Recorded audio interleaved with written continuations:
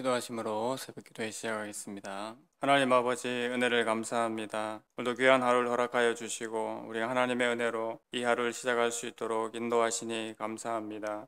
우리의 심령과 마음 가운데 말씀을 허락하여 주시고 또 하나님 앞에 합당한 기도로 말미암아 오늘 하루도 주의 자녀답게 살아가는 이 귀한 하루가 되게 하여 주시옵소서. 예수님의 이름으로 기도드립니다. 아멘. 찬송가 312장 찬송 드리겠습니다. 찬송가 312장입니다. 찬송가 312장 찬송 드리겠습니다. 너 하나님께 이끌리어 일평생 주만 말하면 너 어려울 때 힘 주시고 언제나 지켜주시리. 주 크신 사랑 믿는 자 그 반석 위에 서리라. 너 설레는 맘 가다듬고 희망 중기 따리면서 그 은혜로 신 주의 뜻과 사랑에 만족하여라. 우리를 불러주신 주 마음에 소원하신다. 주 찬양하고 기도하며 내 본분 힘써 다하라. 주 약속하신 모든 은혜 내게서 이루어지리라. 참되고 의지하는 자 주께서 기억하신다. 아멘. 오늘 함께 보실 말씀은 신약성경 로마서 7장 14절에서 25절까지 말씀입니다. 로마서 7장 14절에서 25절까지 말씀, 신약성경 249면에 있습니다. 말씀을 한 절씩 교독하겠습니다. 7장 14절입니다. 우리가 율법은 신령한 줄 알거니와 나는 육신에 속하여 죄 아래에 팔렸도다.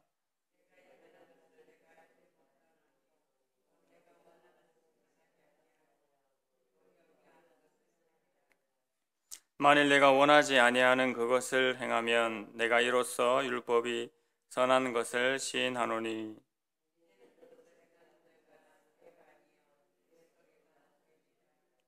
내 속 곧 내 육신에 선한 것이 거하지 아니하는 줄을 아노니 원함은 내게 있으나 선을 행하는 것은 없노라.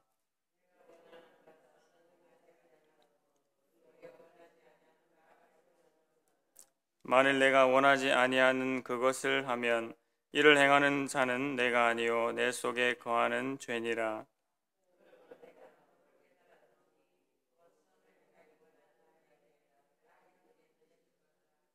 내 속사람으로는 하나님의 법을 즐거워하되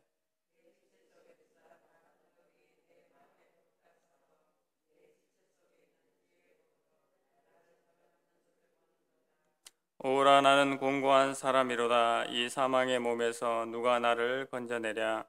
우리 주 예수 그리스도로 말미암아 하나님께 감사하리로다. 그런즉 내 자신이 마음으로는 하나님의 법을 육신으로는 죄의 법을 섬기노라. 아멘.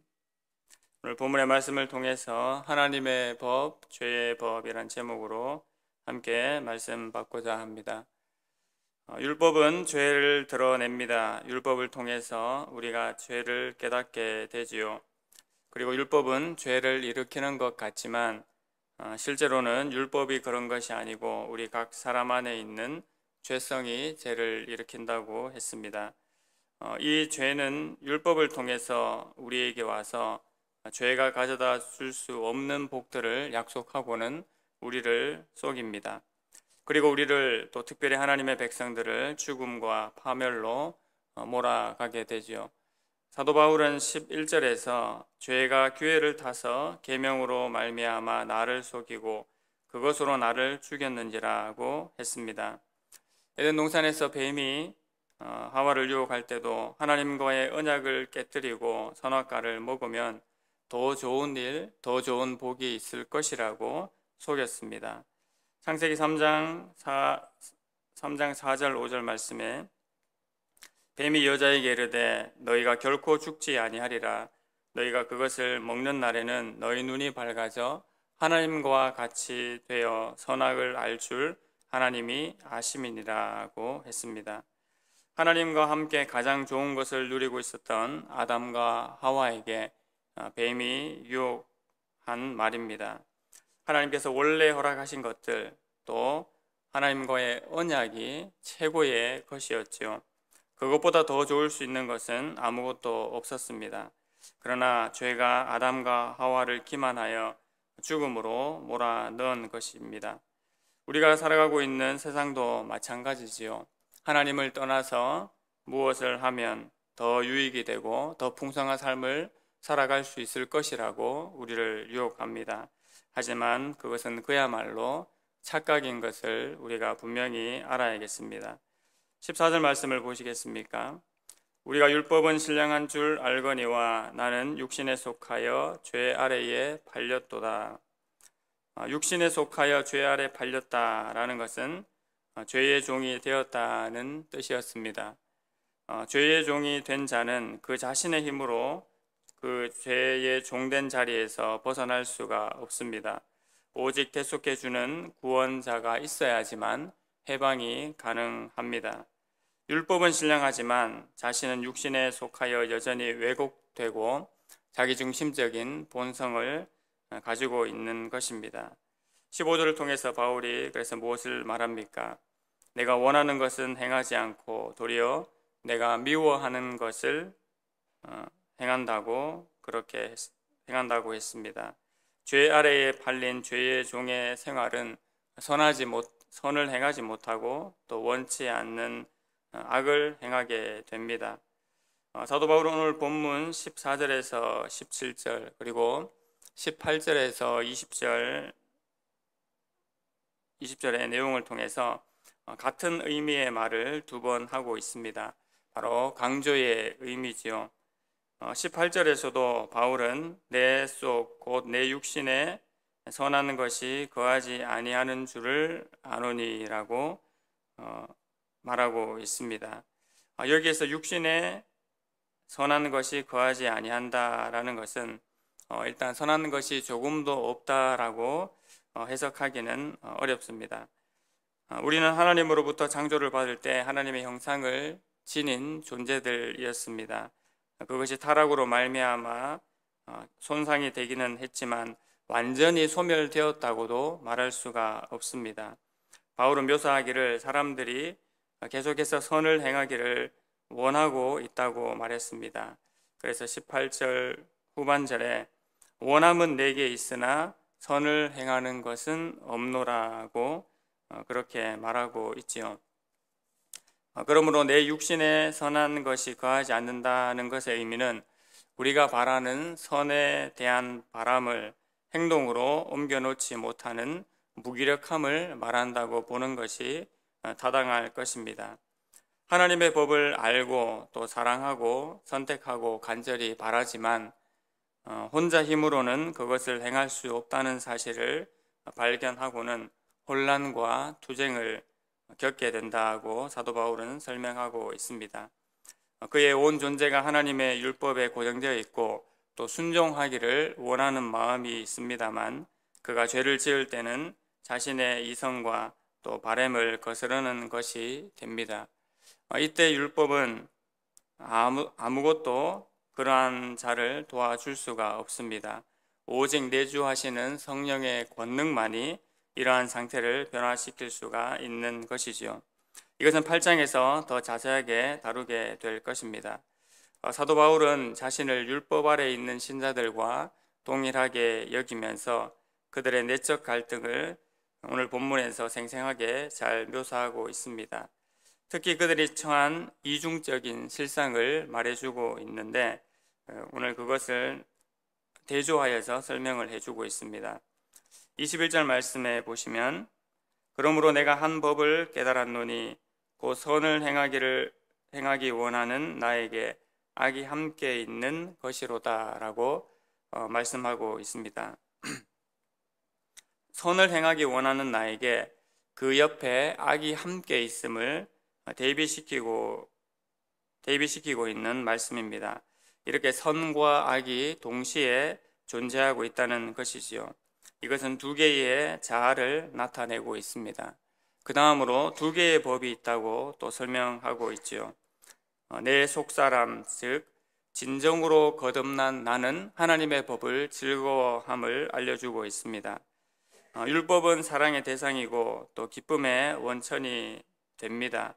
율법에 대한 기쁨은 23절에서 말씀하는 것처럼 내 마음의 법이라고 그렇게 또 불리지요. 나의 새로워진 마음이 하나님의 율법을 찬성하고 또 시인하기 때문에 그렇습니다. 하지만 동시에 내 지체 속에서 또 다른 한 법이 있음도 사도 바울은 말합니다. 이 법은 내 지체 속에 있는 것인데 바로 바울은 이것을 죄의 법이라고 그렇게 불렀습니다. 그리고 이것은 계속해서 내 마음의 법과 싸워서 나를 사로잡는다고 그렇게 설명하고 있습니다. 23절 말씀입니다. 내 지체 속에서 다른 한 법이 내 마음의 법과 싸워 내 지체 속에 있는 죄의 법으로 나를 사로잡는 것을 보는도다 라고 하였습니다. 이처럼 내 마음의 법은 즉 진정으로 거듭난 자아인 내 속사람은 그 안에서 작용하여서 하나님의 법을 즐거워하는 반면에 죄의 법은 반대로 내 지체 속에서 작용하여서 내 마음의 법과 싸우고 나를 사로잡는 특징을 가지고 있습니다. 이것은 엄밀히 말하면 율법 아래 있는 사람의 상황을 말해주고 있습니다. 아직까지는 성령이 빠져있는 상태를 말하는 것이지요. 또 마지막으로 두 가지의 부르짖음이 나오게 되는데 24절, 25절에서 그것을 설명하고 있습니다. 오라 나는 공고한 사람이로다. 이 사망의 몸에서 누가 나를 건져내랴. 우리 주 예수 그리스도로 말미암아 하나님께 감사하리로다. 그런즉 내 자신이 마음으로는 하나님의 법을 육신으로는 죄의 법을 섬기노라고 하였습니다. 하나는 오라 나는 공고한 사람이로다 라는 단식을 나타내고 또 다른 하나는 우리 주 예수 그리스도로 말미암아 하나님께 감사하리로다 라고 확신과 감사의 부르짖음을 보여주고 있습니다. 이건 역시 동일한 사람의 외침이죠. 자신의 타락을 한탄하면서도 유일하신 구세주 예수 그리스도를 열망하면서 기쁘게 외치는 외침입니다. 우린 7장을 마무리하면서 사도 바울만이 아니라 오늘날 우리도 더욱 예수 그리스도를 갈망하게 되는 것을 봅니다. 예수님만이 율법의 연약함을 벗어나서 온전히 하나님의 법을 따르고 참된 기쁨 안에서 살아갈 수 있게 해주기 때문입니다. 우리는 앞서 살펴보신 것처럼 율법 조문에 묵은 것이 아니라 성령 안에서 그리스도를 따를 수 있는 의의 종들의 존재입니다.